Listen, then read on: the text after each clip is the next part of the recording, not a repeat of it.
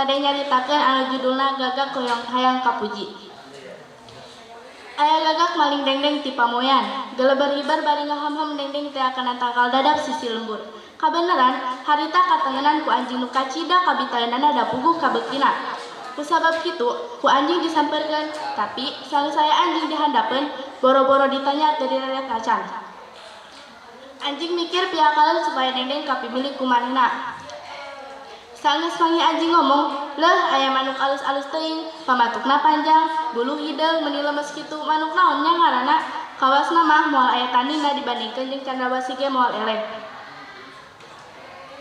Mimitina mah omongan anjing teh moal didenge, tapi saenggeus aya omongan moal eleh ku candrawasih, gagak atuheun pisan.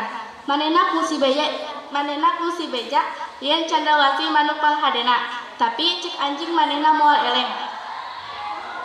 Kitu nu matak manehna ngarasa geunah ku pamuji anjing.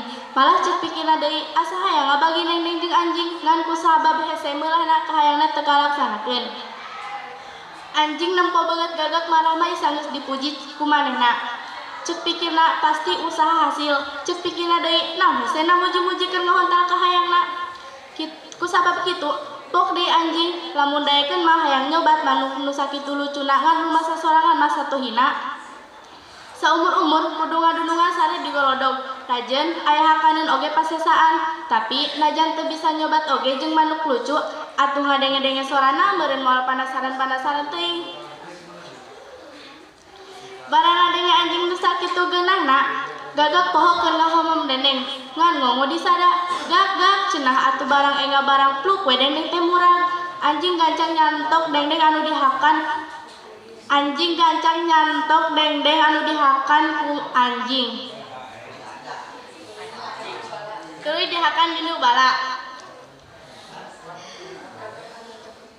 Gagak nu hanjakaleun mah teu ditoli sababaraha jongjoran, gagak cindek we dina dahan bari ngararasakeun teu geunahna ku kalakuan anjing. Manehna karek ngarti yen anjing muji bebeakan teh keur hayang dengdeng anu dihamem ku manehna. Tidinya mah geleber we hibar gagak teh kana tangkal kai keur neangan hileud keur gaganti dengdeng anu dihakan ku anjing. Assalamualaikum warahmatullahi taala wabarakatuh.